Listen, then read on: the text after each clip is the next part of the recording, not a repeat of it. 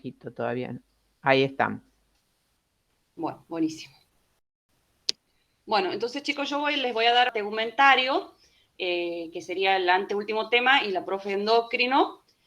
Vamos a ver un poquito, el sistema tegumentario es lo que constituye, digamos, un órgano que constituye toda la superficie externa del cuerpo, ¿no es cierto? Es complejo y como ven acá en esta diapo tiene múltiples funciones, entonces vamos a ir viendo todas sus estructuras en relación a esas funciones que va a ir cumpliendo, ¿sí? ¿Cómo está formado este sistema tegumentario? Para que nos ubiquemos las distintas estructuras que vamos a ir viendo. Está formado por la piel, que a su vez tiene la epidermis y la dermis, la hipodermis y los anexos cutáneos, anexos tegumentarios o faneras, que vamos a ir después desglosando cada uno de estos, enfocándonos siempre a la estructura histológica, ¿sí? Bien.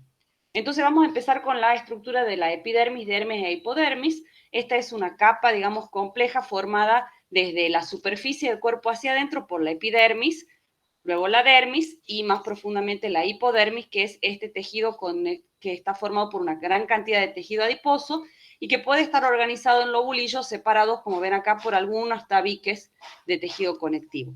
La epidermis y la dermis son las que vamos a ver ahora en más detalle.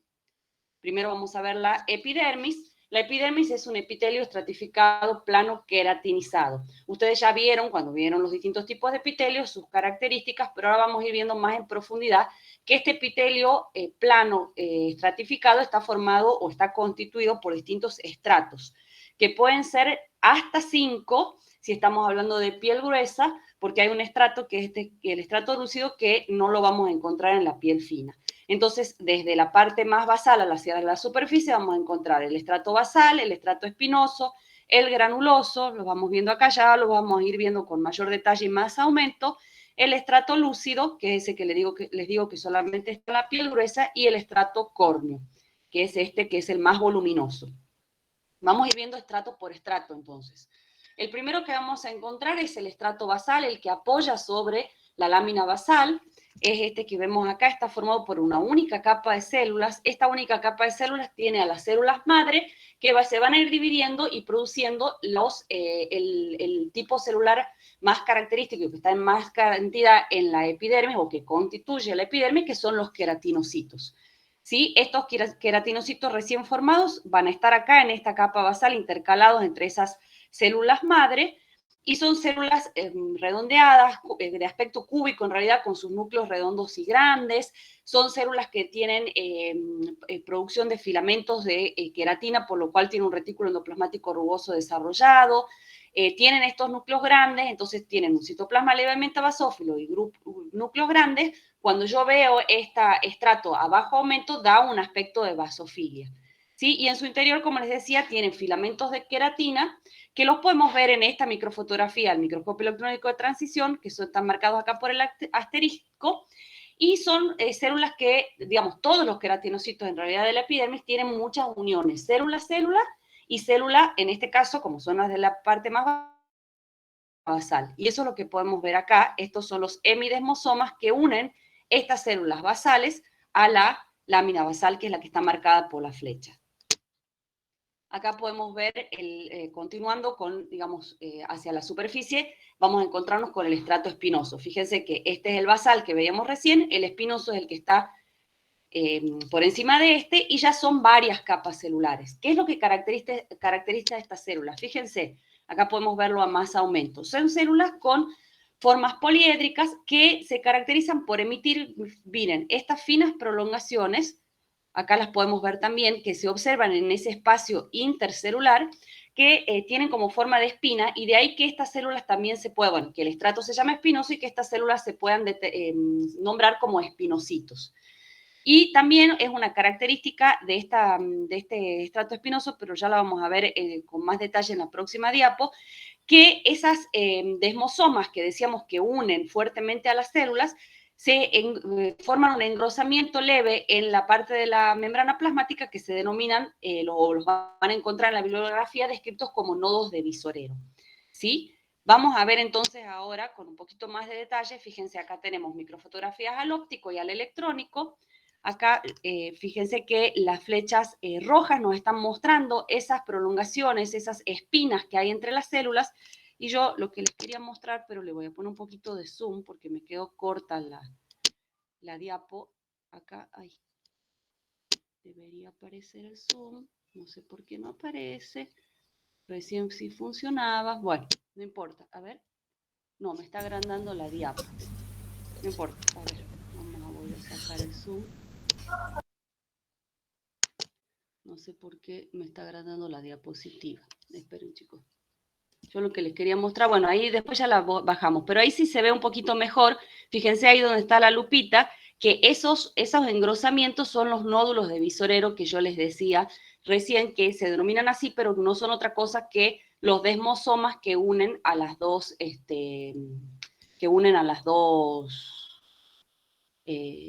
a las dos células contiguas. Esperen que yo lo que quería hacer y no me ha salido era,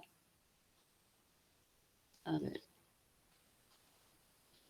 ay, no sé por qué ahora no encuentro cómo volver atrás. Bueno, eso es porque no estoy en el, bueno, espera.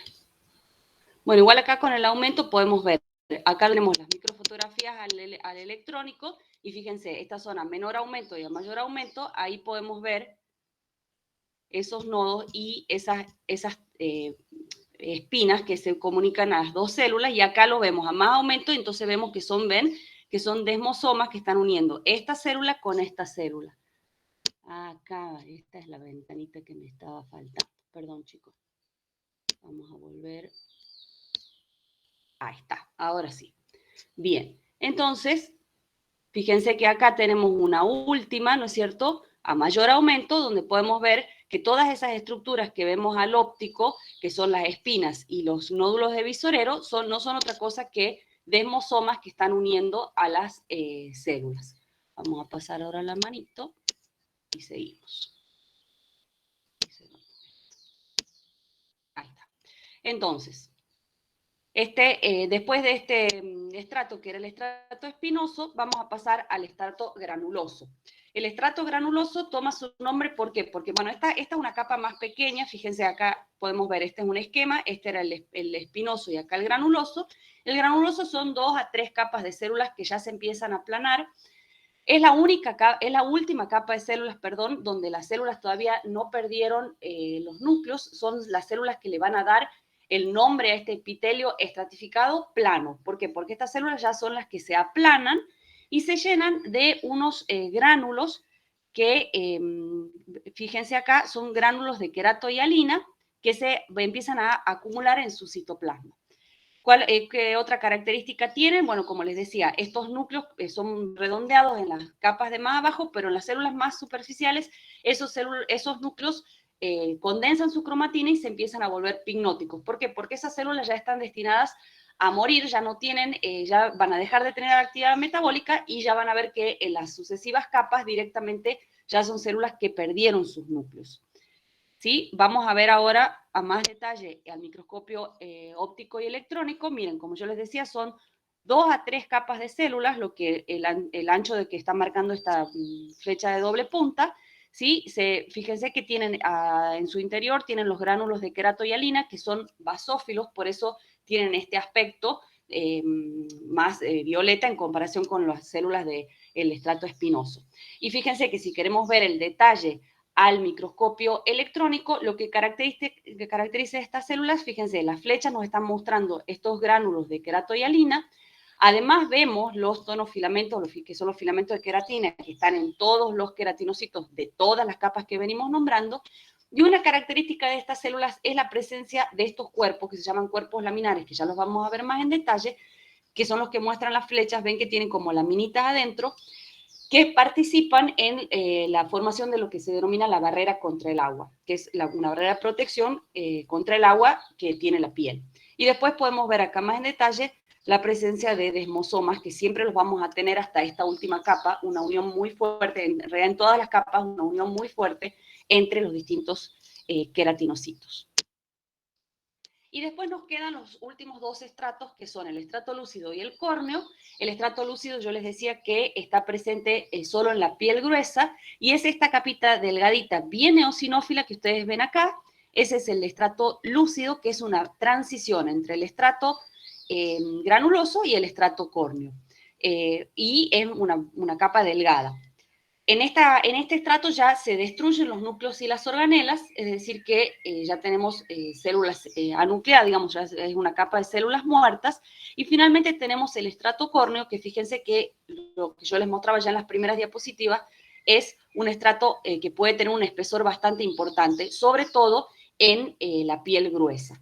Acá son, fíjense, varias capas de células que ya son planas, están muertas, se denominan o los pueden encontrar en la bibliografía como corneocitos, ¿sí? Y forman esta barrera que protege al organismo del medio ambiente. Ya vamos a ver las distintas características. Bueno, estas células ya tampoco, así como en el estrato lúcido, ya no poseen núcleo, no poseen organelas, y lo que se caracteriza, que vamos a verlo en la que viene, fíjense, acá tenemos al microscopio óptico, lo que las caracteriza, bueno, ya perdieron los núcleos, en el lugar donde estaban los núcleos, fíjense que hay un espacio que casi no se tiñe, y lo que hay es un engrosamiento de sus membranas plasmáticas, que entonces podemos verle como los límites muy definidos entre una célula y otra por ese engrosamiento. Y si lo vemos acá en una microfotografía al electrónico de transmisión, esta es la transición entre el estrato granuloso, que es el número 1, y el estrato córneo. En este caso no hay estrato lúcido. Y fíjense que tienen esta gruesa membrana plasmática, ¿ven? Y acá es la unión, acá podemos ver la unión, los desmosomas, la unión entre célula a célula. Y acá si tenemos un agrandamiento, podemos ver con más detalle eso, lo que está mostrando la cabeza de flecha, que son los desmosomas. Bien, esta epidermis, como ustedes ven, siempre tiene el mismo espesor, se mantienen, entonces para que se puedan mantener ese equilibrio o ese estado de equilibrio entre las células, que tiene que haber una producción de células y una descamación de células, con lo cual todo el tiempo se están reemplazando. Lo que vemos es que de esas células madre que están en la parte basal del epitelio, se van dividiendo y van proveyendo, digamos, a las células o reemplazando las células que van teniendo pasando por todos los estratos de la epidermis. Tenemos las células basales, después suben al estrato espinoso, suben al estrato granuloso, se transforman en células queratinizadas y finalmente descaman. Bueno, hablábamos de piel fina y de piel gruesa, ¿se acuerdan? Vamos a ver un poquito qué diferencias hay entre una y otra. Habíamos hablado de que hay un estrato menos en la piel fina, pero también tienen otras diferencias. En la piel gruesa, la epidermis está más desarrollada, más gruesa, ¿no es cierto? Un estrato córneo muy desarrollado. Fíjense, este es el estrato córneo de la piel gruesa comparada con la fina. Poseen un estrato lúcido, tienen mayor cantidad de papilas dérmicas, que son estas que vemos acá, que ya vamos a ver más en detalle qué son. Solo poseen glándulas sudoríparas y las observamos o observamos este tipo de piel, o tiene la localización en las palmas de las manos y las plantas de los pies, mientras que la piel fina tiene un estrato córneo mucho más delgadito, ven que yo les mostraba ahí, no tienen estrato lúcido. Ahí es donde encontramos los anexos tegumentarios como los pelos, las glándulas, ¿sí? Y están en el resto del cuerpo, que no son las palmas de las manos y de los pies. Vamos a ver un poco ahora los tipos celulares que encontramos en la epidermis. Habíamos hablado de los queratinocitos, que son los que constituyen el 85% de las células de la epidermis, pero tenemos otros tipos celulares en esta epidermis, como los melanocitos, las células de Langerhans y las células de Merkel. Vamos a ir viendo en detalle cada una de ellas. Los primeros son los queratinocitos, que ya hemos visto un poco sus características, que van cambiando de acuerdo a la capa de la piel donde están. Es decir, a medida que van avanzando por las distintas capas de la piel, van cambiando un poco sus características, ¿sí? Son los que están encargados de producir las citoqueratinas. La mayor parte de su citoplasma está ocupado por esos filamentos de queratina, que ya se acuerdan que habíamos dicho que se denominan tonofilamentos, Y, por ejemplo, acá en la microfotografía al electrónico lo que vemos son las características de las células de las capas superiores, que se acuerdan que yo les decía, la del estrato granuloso, presentaban, por ejemplo, gránulos de queratohialina, que es esta estructura bien electrodensa, y las cabezas de flecha nos están mostrando esas otras estructuras que también les nombré anteriormente, que eran los cuerpos laminares, que ya vamos a ver para qué sirven. Y que participan, bueno, participan en la formación de la barrera epidérmica contra el agua, pero ya vamos a ver cómo se forma esa barrera, qué funciones están cumpliendo esos cuerpos laminares. ¿Ven? Entonces, todos los queratinocitos básicamente son los que forman todas las capas que acabamos de la epidermis que acabamos de nombrar. Los queratinocitos tienen un ciclo de vida, esto lo vamos a ver después, lo ven ustedes más en detalle, quiero ir rápido, no me quiero ir deteniendo tanto porque si no, no vamos a entrar en tiempo, pero básicamente era lo que hablábamos recién, que todos los queratinocitos se forman en la parte basal de este epitelio y se van moviendo hacia la superficie. Entonces, ¿qué? Van cambiando sus características citoplasmáticas y nucleares hasta llegar a la última capa. Y en la última capa, esto sí es importante, se va a producir la descamación de los queratinocitos y para que se produzca, ¿se acuerdan que veníamos diciendo que desde la parte basal a la superficie todas estas células tienen hemidesmosomas a la lámina basal, muchos desmosomas entre ellos, entonces para que se produzca ese proceso de descamación hay una ruptura proteolítica de los desmosomas a través de enzimas proteolíticas, ¿no es cierto? Por ejemplo, esta que se llama KLK, que es dependiente del pH. Por eso acá tenemos un pH neutro y hacia la superficie pasamos a tener un pH ácido que permite la acción de las KLK, rompen los desmosomas y se liberan estas últimas células o las células de la última capa, se produce ese proceso de descamación.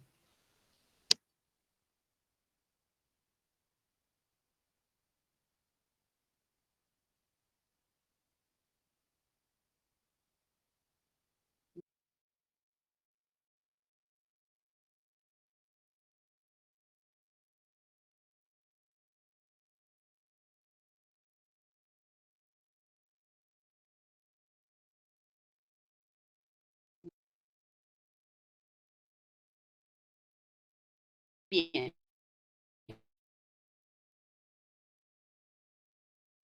Con un esquema, tiene una envoltura celular y una envoltura lipídica.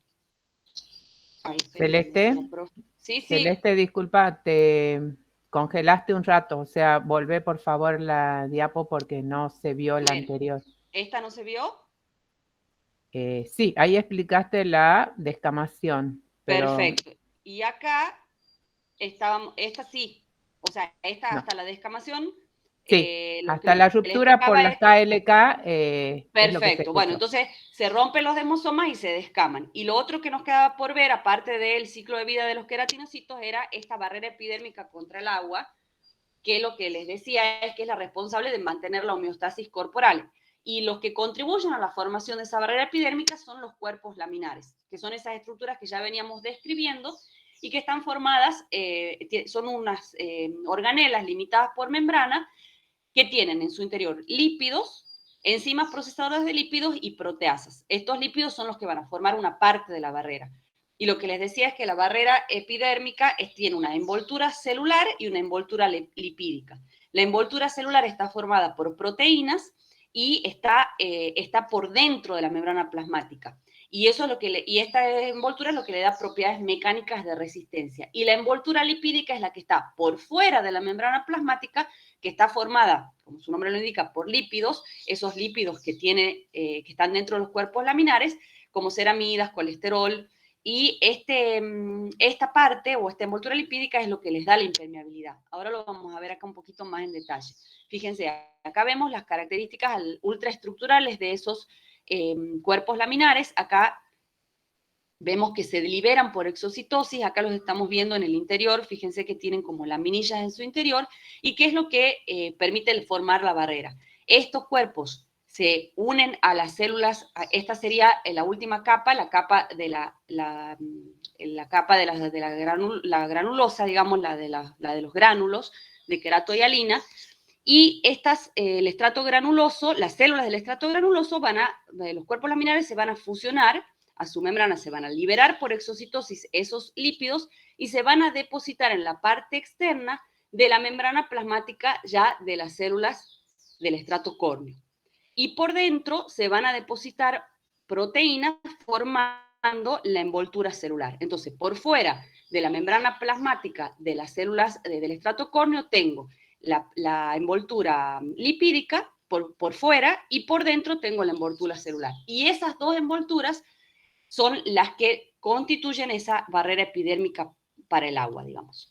Acá tenemos algunos tipos de proteínas específicas como la involucrina, por ejemplo, y después tenemos estas loricrina, SPR, que van a fijar a los filamentos de queratina que están en el interior o en el citoplasma de estas células del estrato córneo. Entonces ahí ven, tienen la barrera y el citoplasma de las células que ya están queratinizadas. ¿Se me escucha bien? Sí, profe. Dale, porque si se entrecorta me paso al 4G. Bueno, yo igual voy controlando el celular por si me avisa. Bien, el otro tipo de celular que tenemos, que ya están en menor proporción, son los melanocitos. Los melanocitos tienen la función de producir melanina que va a proteger al DNA de los queratinocitos de las radiaciones ultravioletas del sol, porque toda esta estructura, ¿no es cierto?, que es la piel, está en contacto directo con los rayos del sol. Estos melanocitos derivan embrionariamente derivan de la cresta neural y se van a ubicar dispersos entre los queratinocitos del estrato basal. Fíjense que son estas células. Tienen un aspecto dendrítico. Dendrítico significa que tienen estas prolongaciones, ¿sí? Y estas prolongaciones se proyectan hacia el estrato superior, ¿sí? Hacia el estrato espinoso, pero el cuerpo del melanocito está en el estrato basal. Estas células no establecen uniones con las células vecinas, es decir, no se unen a través de desmosomas, y como les decía, son las encargadas de producir este pigmento, que es la melanina, que se presenta formando gránulos que se denominan melanosomas. Vamos a ir viendo un poquito más en detalle. A mayor aumento, fíjense, esto es al microscopio óptico, estos son los melanocitos. Estas células pigmentadas que ven acá no son los melanocitos, son los queratinocitos que reciben los pigmentos, que ya vamos a ver cómo lo hacen, de estos melanocitos que están en la región basal y que se diferencian porque son estas células más pequeñas que tienen como este citoplasma que se colorea muy poquito. Y al microscopio electrónico, fíjense cómo acá tenemos el núcleo. Dentro de estas células sí podemos ver estos pequeños gránulos oscuros que son los melanosomas que después los van a ceder a estos queratinocitos y tienen estas prolongaciones porque, como yo les decía, son estas células de aspecto como estrellado, digamos, de que presentan este aspecto dendrítico donde las prolongaciones sí se meten entre las células de los estratos superiores. Y así como muy paso por paso lo tienen acá descrito, cómo se produce en realidad la transferencia de ese pigmento, porque el pigmento va a proteger al ADN de los queratinocitos. Entonces, de alguna manera tiene que pasar desde los melanocitos hasta los queratinocitos. Acá tienen el proceso paso por paso que describe todo, que describe lo que vemos en el esquema. Acá tenemos el 1, donde se producen los premelanosomas en el aparato de Golgi, en la parte del cuerpo, ¿no es cierto?, del melanocito. Esto es una vista ampliada de esta partecita del melanocito. Y fíjense cómo después estos gránulos van a ir subiendo por las prolongaciones, donde van a ir acumulando pigmento, esos se van a transformar ya en melanosomas, y se van a trasladar cuando ya están maduros y llenos de pigmento hacia la punta de esa evaginación o de esa prolongación.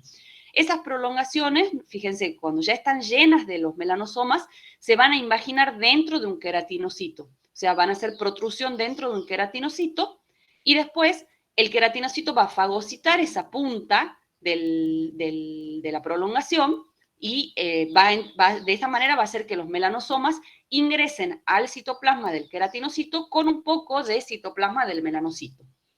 Cuando ya está dentro, fíjense, cuando ya está dentro del queratinocito, los melanosomas se van a liberar dentro del citoplasma del queratinocito y finalmente se van a ir a ubicar en la parte superior del núcleo Y ahí es donde se van a acumular para hacer esa función de protección del ADN nuclear.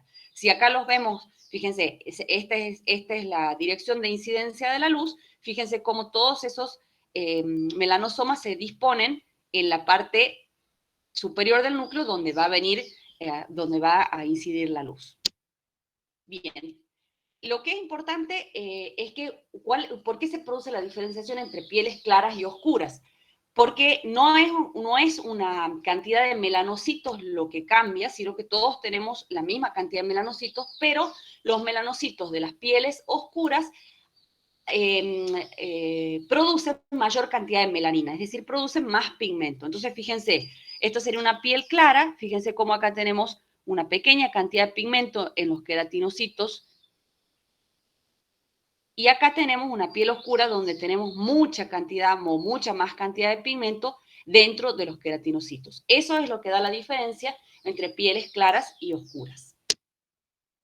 Las otras células que decíamos que tenemos en la epidermis son las células de Langerhans. Estas células son células presentadoras de antígenos, tampoco se unen a desmosomas con las células vecinas y se encuentran en la región del estrato espinoso, sobre todo, ahí está la mayor cantidad. Y son las encargadas, son las células presentadoras de antígenos que captan y procesan los antígenos, es decir, que forman parte de nuestro sistema inmunológico. Esto es importante porque la piel está en contacto directo con el medio ambiente, entonces de alguna manera tenemos que tener un sistema de protección. Fíjense que si acá los vemos a mayor aumento, no, una comparación entre óptico y electrónico, que acá también lo vemos, estas células no tienen este color. Estas células las puedo ver solamente si hago una inmunohistoquímica. Acá tenemos una inmunohistoquímica y acá también. La inmunohistoquímica generalmente se hace contra un antígeno de superficie que se llama CD1 y entonces ahí sí ven, acá las vemos también en un color un poco más pardo, podemos diferenciarlas. Al microscopio electrónico podemos ver su ultraestructura, tiene un núcleo grande que tiene esas como indentaciones, o sea, un núcleo festoneado, y una característica ultraestructural es la presencia de estos bastoncitos, que los ven acá, que se denominan gránulos de Birbeck, ¿sí? Que son esas flechas que ustedes ven ahí, es una característica histológica ultraestructural de las células de Langerhans. Y por último, el último tipo celular que tenemos formando parte de la epidermis son las células de Merkel, que son células también dendríticas, es decir, que tienen múltiples prolongaciones, se localizan en el estrato basal, pero en este caso sí se unen por desmosomas a las células que las rodean. Estas células presentan gránulos neurosecretores porque son células que junto con las terminaciones nerviosas asociadas, que son estas que se denominan discos de Merkel, que son terminaciones de una neurona sensitiva, forman la fibra nerviosa más la célula de Merkel, el corpúsculo de Merkel, que es un mecanorreceptor sensorial. Ya vamos a ver más avanzada la clase que tenemos otro tipo de receptores sensoriales en la piel, pero este es un tipo de mecanorreceptor que podemos encontrar. Vamos a pasar, bueno, acá tenemos más a microscopio óptico y electrónico. Estas células de Merkel también están en la región basal, son estas pequeñitas que tenemos acá. En realidad, para poder diferenciar bien entre células de Merkel y melanocitos, también necesitaríamos hacer inmunohistoquímica porque no son tan fáciles de diferenciar entre ellas, pero sí al electrónico vemos que tienen sus características propias. Este es su núcleo grande. Fíjense que acá tenemos los gránulos de neurosecreción, que son estas estructuras bien electrodensas que vemos acá, y además siempre lo vamos a encontrar asociada a una terminación nerviosa periférica, que es esta que observamos acá. Ahora sí, me estaba adelantando, vamos a pasar a la dermis. En la dermis voy a ir un poquito más rápido porque estos tejidos ya los vimos en otros prácticos, pero sí es importante que recordemos que vamos a encontrar dos tipos que la dermis es tejido conectivo y que vamos a encontrar dos tipos de tejido conectivo. En la dermis superficial o dermis papilar vamos a encontrar tejido conectivo laxo con todas las características que ustedes ya han estudiado, mientras que en la dermis profunda o dermis reticular, que es la que está más profunda, de ahí su nombre, vamos a encontrar un tejido conectivo denso. Igual sí vamos a ver acá un poquito más en detalle con dos microfotografías con hematoxilina eosina y una tricrómica, donde podemos ver las características estas que, como les digo, ya las vieron y además las van a volver a ver en el práctico, donde podemos diferenciar claramente entre una dermis papilar de tejido conectivo laxo con una dermis reticular de tejido conectivo denso, y fíjense cómo la tricrómica nos permite ver no solo la cantidad de fibras que hay en una con respecto a la otra, sino las características, como acá son fibras mucho más delgadas y acá mucho más gruesas. Las de color turquesa o fucsia son las de fibras elásticas y las de color azul corresponden a las fibras colágenas. Bien, y lo que sí es importante, que vamos a hacer hincapié acá con respecto a dermis y epidermis, es esa unión dermoepidérmica, que es la unión, bueno, como su nombre lo indica, entre la epidermis y la dermis. ¿Por qué es importante? Porque tiene estas características de papilas dérmicas, que son estas evaginaciones con forma como de deditos, que se hacen desde la dermis papilar, de ahí su nombre, hacia la epidermis. Y a su vez tenemos estas crestas epidérmicas, que son protuberancias de la epidermis hacia la dermis. ¿Esto qué permite? Que la interfaz, digamos, aumentar la interfase de contacto entre la epidermis y la dermis y que esa unión sea muchísimo más fuerte, ¿sí? Y también presenta lo que hace que, lo que favorece o lo que hace más fuerte la unión es que en el límite de la epidermis, que es un epitelio, y la dermis, que es tejido conectivo, hay una membrana basal, una lámina basal, y entonces hay una fuerte unión de las células basales de la epidermis a través de desmosomas y a través de contactos focales. ¿Qué es lo que podemos ver acá al microscopio electrónico? Estos son los hemidesmosomas, estos son los contactos focales, y acá tenemos la lámina basal con su lámina lúcida menos electrodensa y su lámina densa más electrodensa. Bien, ahora vamos a pasar entonces a los anexos cutáneos. Los anexos cutáneos tenemos los folículos pilosos y los pelos, tenemos glándulas sebáceas, glándulas sudoríparas y las uñas. Vamos a empezar primero con los folículos pilosos y el pelo. ¿Qué son los folículos pilosos? Los folículos pilosos, fíjense, los vamos a encontrar dentro de la dermis, ¿no es cierto? Estas estructuras son invaginaciones con forma de tubulares, que van a estar a cargo de la producción y el crecimiento de este pelo, que va a salir a través de la epidermis hacia el exterior, ¿sí? ¿Cómo está formado? Bueno, lo primero que vamos a encontrar en la parte basal, digamos, es esa ensanchamiento. Vamos a encontrar el bulbo piloso. En el bulbo piloso hay una matriz de células células madre, que se van a ir dividiendo y que son las que producen el crecimiento del pelo, ¿sí? Y acá en esta región también vamos a encontrar algunos melanocitos que van a transferir su pigmento al pelo, y es lo que le va a dar la coloración al pelo propiamente dicho.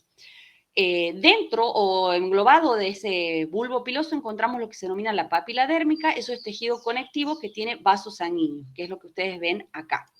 Y por fuera de esta estructura del bulbo piloso vamos a encontrar varias capas de recubrimiento que no solo recubren al bulbo, sino que también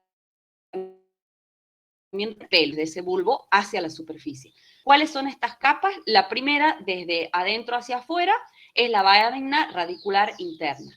La vaina radicular interna tiene la capa de Huxley, si estamos desde adentro hacia afuera, que es una capa simple o doble de células planas, y por fuera la capa de Henle, o sea, es la capa más externa. Esa es una única capa de células cúbicas. Y después tenemos la cutícula de la vaina radicular interna.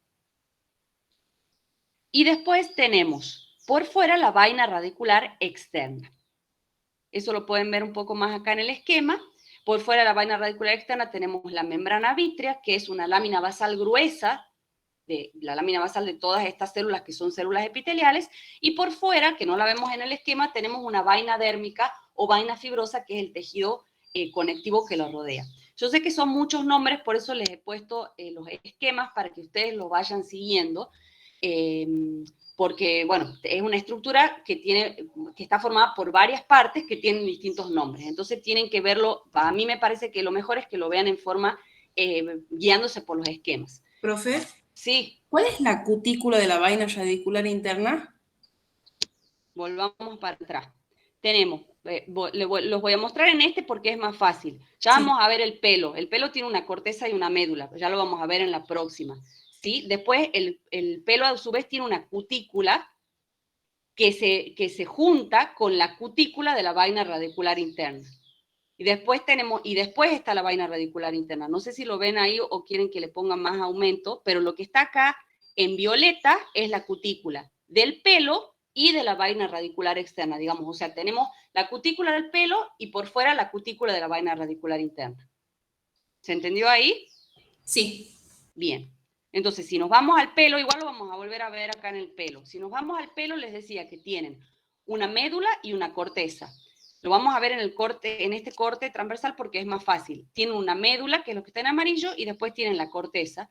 Y por fuera tienen la cutícula.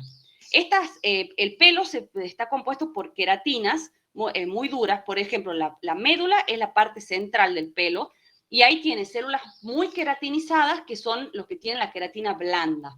Eso está en los pelos gruesos nada más. Y por fuera está la corteza, que en realidad es el 80% de la masa del pelo, y ahí son células que están llenas de filamentos, de filamentos intermedios de queratina dura, que se asocian a estas proteínas que se llaman CAP. Y por fuera tenemos la cutícula, que tiene varias capas de células que están queratinizadas y que se superponen. Alguna vez deben haber visto ustedes estas microfotografías de barrido de un pelo, donde estas células, fíjense cómo se superponen y dan la idea o dan el aspecto como si fueran las escamas de un pez. Y eso sirve para protegerlo al pelo. Y por fuera volvemos a tener lo mismo que encontrábamos en el folículo, que son la vaina radicular interna, que ahí es lo que me preguntaban. Primero tenemos la cutícula del pelo, la cutícula de la vaina radicular interna, y después la vaina radicular interna. Por fuera la vaina radicular externa, por fuera esta membrana basal engrosada, que es la membrana vítrea, y por fuera tenemos, que sí se lo ve acá, si vamos a ver en el microscopio óptico, tenemos esta vaina fibrosa. Entonces, si tenemos, este es un corte transversal, pero si tenemos el corte longitudinal, acá tenemos el pelo, la vaina radicular interna, la vaina radicular externa y finalmente la vaina fibrosa. Igual tengo otra diapositiva, porque yo sé que el pelo por ahí les complica. Tengo un corte acá longitudinal, donde tenemos el folículo piloso. Acá tenemos la parte de la papila, ¿no es cierto? Que esto es tejido conectivo. Esta es la parte del bulbo, donde tenemos algunos melanocitos que le van transfiriendo, fíjense, a los queratinocitos del pelo le van transfiriendo la melanina. Después tenemos, este es el pelo, ¿no es cierto? Después tenemos la vaina radicular interna, la vaina radicular externa, y esta es esa vaina fibrosa, que es tejido conectivo que lo rodea. Acá entre la vaina radicular externa y la vaina fibrosa tenemos esa membrana vítrea. Y acá lo tienen en un esquema donde ustedes pueden ir correlacionando lo mismo que ven en la diapo al microscopio con el esquema para que terminen de ver bien cuáles son esas capas de recubrimiento. Y está bueno que lo vean con los dos cortes. Este ya sería un corte transversal, donde tenemos el núcleo, sería el pelo, tenemos la médula y la corteza. La corteza es un poquito más oscura porque esas son las células que reciben los pigmentos de melanina. Y después sí tenemos lo que yo les decía. Esta es la cutícula. Esto que ven acá un poquito basófilo es la cutícula del pelo junto con la cutícula de la vaina radicular interna. Después tenemos por fuera la capa de Huxley, que tienen gránulos de tricoialina, y después la capa de Henle, que es esta más eosinófila, que la tienen acá marcadita con la flecha, que es esta que rodea por fuera. Y todo esto que ven acá es la vaina radicular externa, que es un poco más, formada por una mayor cantidad de capas celulares. Acá en el límite encontramos la membrana vítrea y por fuera tenemos la vaina fibrosa de tejido conectivo. Esto mismo que ustedes ven en la microfotografía al óptico lo pueden correlacionar con el esquema. Ese ya es un trabajito que les dejo a ustedes, así seguimos avanzando. Pero si seguían, por eso les puse varios esquemas y varios cortes. Si seguían de los esquemas y de los cortes, tienen que ir siguiendo desde adentro hacia afuera o desde afuera hacia adentro, y ahí van viendo con qué capas se van encontrando. Vamos a ver ahora lo que se denomina la unidad pilosebácea. ¿Por qué? Porque el pelo tiene ciertas estructuras, o el pelo y su folículo tiene ciertas estructuras asociadas. A esta estructura folicular se asocian el músculo piloerector y la glándula sebácea. Lo podemos ver al músculo piloerector en esta microfotografía al óptico. Es un músculo liso que se asocia al folículo y lo que hace la contracción de estos músculos hace que se producen la erección de los pelos y es lo que nosotros llamamos piel de gallina. Está regulada por ese músculo piloerector o músculo erector del pelo. Y después tenemos asociado también al folículo o la estructura folicular las glándulas sebáceas y el conducto pilosebáceo, que es este que ustedes ven acá, que es el conducto por donde sale el pelo, pero a su vez sale el producto de secreción de la glándula sebácea. Vamos a ver un poquito más en detalle, vamos a ir un poquito más rápido, igual ya no nos falta mucho. Vamos a ver en detalle las glándulas sebáceas y sus características histológicas. Estas glándulas sebáceas tienen este aspecto, chicos, son como adenómeros túbulo-alveolares, no tienen luz, forman estas estructuras que pueden estar separadas por tabiques de tejido conectivo y generalmente se observan de esta forma. Varios adenómeros, como ven acá, estos, separados por estos tabiques que la dividen en lóbulos, pero son tabiques incompletos en realidad. ¿Sí? Quiero pasar a la siguiente, así vemos sus características histológicas.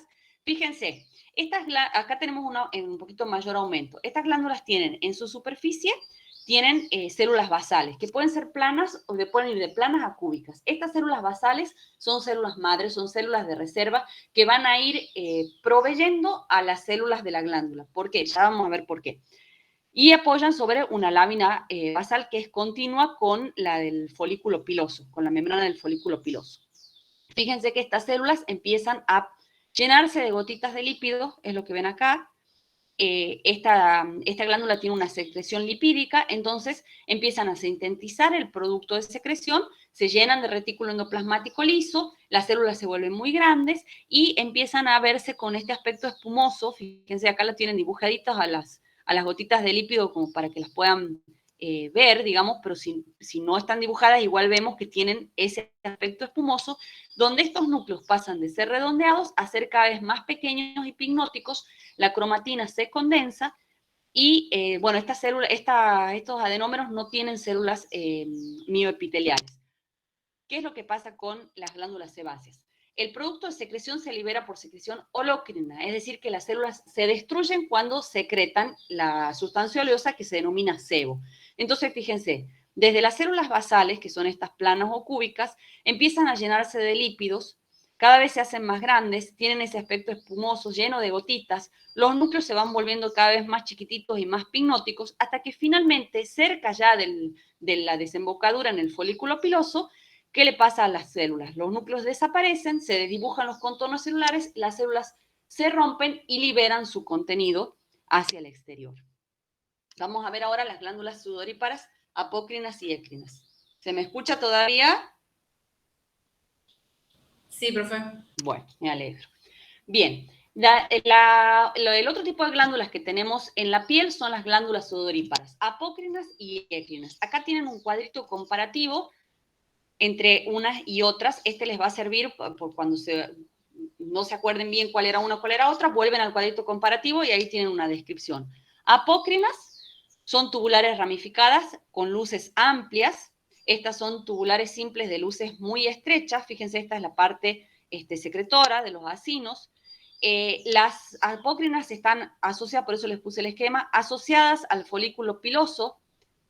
Están constituidas por un único tipo celular, están en la axila, la areola y el pezón y los genitales externos. Su secreción contiene feromonas y ven que se localizan en este nivel profundo en la hipodermis. Mientras que las écrinas no están asociadas al folículo piloso, están en la dermis profunda, no en la hipodermis, ¿sí? Tienen dos tipos celulares y están en toda la superficie del cuerpo, excepto en los labios y en los genitales. Tienen una función de regulación de la temperatura. Vamos a verlas un poquito más en detalle.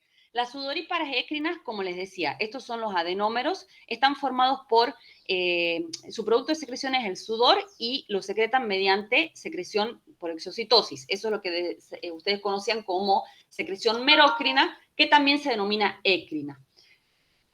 Se caracterizan por tener dos tipos celulares, lo que le da este aspecto pseudoestratificado al segmento secretor. Tenemos células claras que secretan glucógeno y células oscuras que son las que secretan glucoproteínas y por eso tienen un retículo rugoso desarrollado y presentan gránulos de secreción. Y lo que caracteriza a estos adenómeros es la presencia de estas células mioepiteliales, que son las que vienen acá teñidas fuertemente eosinófilas. Y después tenemos los conductos. Esta porción de los conductos se caracteriza en los pocos lugares donde encontramos epitelios estratificados cúbicos, que son biestratificados en realidad.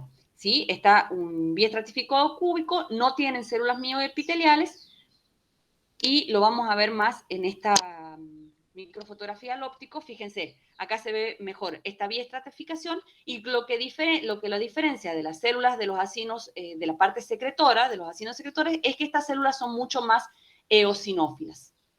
Fíjense que estas son mucho más claritos su citoplasma, y además tenemos la presencia de las células mioepiteliales rodeándolas.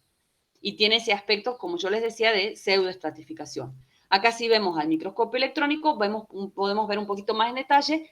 Estas son las células mioepiteliales que están en la superficie o rodeándolas externamente. Tenemos las células claras, estas con la letra C, y las células oscuras con la letra D. Estas células oscuras son las que están más en contacto con la luz, y acá le podemos ver eso que no podemos ver al microscopio óptico, que son los gránulos de secreción. Estas son las células claras que están más hacia la profundidad, y ahí sí podemos ver, ¿se acuerdan que yo les decía que acumulaban glucógeno, que son este material electrodenso que vemos aquí, en esta, rodeándola? Acá tenemos otra más, y acá tenemos las oscuras. Bien, y si vamos a las apócrinas, lo que vemos acá es que el segmento, esta es la parte del segmento secretor. Fíjense, en este caso, las glándulas sudoríparas apócrinas expulsan su material de secreción mediante exocitosis, que sería la secreción merócrina, pero también por secreción apócrina, es decir, eliminan parte de su citoplasma durante la secreción. Entonces, por eso estas células, las vemos acá, se disponen en una única capa, es un único tipo celular, presentan estas prolongaciones o estos aspectos como de bulboso, ¿no es cierto?, hacia la porción apical. ¿Por qué? Porque finalmente, fíjense, acá se ve un poquito más, esto se estrangula y se libera esta parte del citoplasma junto con el producto de secreción. Estas células son eosinófilas y tienen en el citoplasma muchos gránulos muy pequeños, y pueden presentar, algunas de ellas, no lo vemos en la microfotografía, pero pueden presentar gránulos de lipofucsina. También se caracterizan por tener, fíjense acá rodeándolo, esta estructura eosinófila, son las células mioepiteliales que rodean a cada uno de estos adenómeros. Con respecto al segmento excretor, no se lo observa en esta diapositiva en particular, pero tiene unas características similares. O sea, si ustedes lo observaran, van a tener estas características iguales a las de las glándulas sudoríparas éctinas. Bien, y para terminar con los anexos cutáneos, tenemos las uñas. Las uñas, vamos a usar el esquema y la microfotografía para que se vayan ubicando. La uña tiene un cuerpo, que es el cuerpo de la uña, o lo que se denomina placa ungular. Está formada por células queratinizadas que poseen una queratina muy dura. Es de ahí la característica de dureza de la uña. Y fíjense que tiene una región de un borde libre, ¿sí? Y después tiene una región de la raíz, lo que se denomina la raíz de la uña, donde en ese sector encontramos la matriz ungular, donde están las células madre que van a producir después el crecimiento de la uña. Por eso, y esas células están todo el tiempo en actividad. Por eso la uña crece, la cortamos y vuelve a crecer, porque acá en estas células están siempre en actividad produciendo uña neoformada. Cubriendo a esta raíz de la uña encontramos este pliegue de piel que se denomina el eponiquio, ¿sí? Y después tenemos el cuerpo de la uña, que es lo que ustedes ven acá, y en el borde libre de la uña se une al dedo, digamos, a través del hiponiquio. Es el que asegura el borde libre de esta placa al extremo del dedo, y este hiponiquio se continúa con el estrato córneo de la epidermis. Fíjense que acá tenemos epidermis, ¿ven? Entonces, esto se continúa con el estrato córneo de la epidermis. Y debajo de la uña se continúa con el estrato espinoso de la epidermis, que es lo que ustedes ven acá. Bueno, esto mismo que yo les acabo de describir en la microfotografía, lo pueden ir reconociendo en este esquema. Esta es la parte superior de la uña y esto ya es un corte. Y ya termino, María. Esto vamos a verlo rapidito. Lo último que nos está faltando es la inervación de la piel. Fíjense que no voy a entrar en detalle porque acá lo tienen en el esquema. Tenemos todas estas terminales nerviosas, son receptores sensoriales de diversos tipos que tenemos en la piel. Ahí los tienen descriptos y tienen el esquema, así que no voy a entrar en detalle de eso, pero sí quiero mostrarles histológicamente dos tipos de terminaciones nerviosas que son los corpúsculos de Pacini y los corpúsculos de Meissner. Vamos a ver rápidamente los dos. Fíjense que los corpúsculos de Pacini tienen esta estructura muy característica que es como ovoide, ¿no es cierto? Acá en el centro está la terminación nerviosa mielínica y está rodeada por esta estructura capsular de forma concéntrica. Fíjense que todas esas células que ustedes ven ahí son fibroblastos que se van depositando, como les digo, en forma concéntrica, separados por una sustancia intercelular que no se tiñe y por eso tiene ese aspecto. Como les decía, acá en el centro está en la terminal axónica, que está rodeada por células de Schwann, y también podemos encontrar vasos sanguíneos. Y son fáciles de reconocer en la dermis profunda. ¿Ven? Son todas estas estructuras bien, con esa estructura bien redondeada y con esas capas de cobertura concéntrica. Y después tenemos los corpúsculos de Meissner, que están localizados en las papilas dérmicas. Fíjense, acá estas son perpendiculares, acá tenemos la epidermis, son perpendiculares a la superficie de la piel y están formadas por una o dos terminaciones nerviosas que se enrollan formando una espiral. Forman una espiral dentro de este corpúsculo y el corpúsculo a su vez está rodeado por una cápsula fibrosa. Entonces también son muy características y fáciles de reconocer si el corte pasó por alguno de estos corpúsculos, son fáciles de reconocer en el corte histológico. ¿Ven? Es esta o esta que vemos acá. Entonces, eso era ya lo último. He tratado de darlo lo más rápido. Yo sé que por ahí es un tema que tiene algunas cosas nuevas, digamos, pero me parece que tienen al tener esquemas y microfotografías se pueden ir guiando después para estudiar de las dos cosas para que vayan entendiendo las distintas estructuras. Te dejo, María, tu turno. Bueno, gracias. Gracias.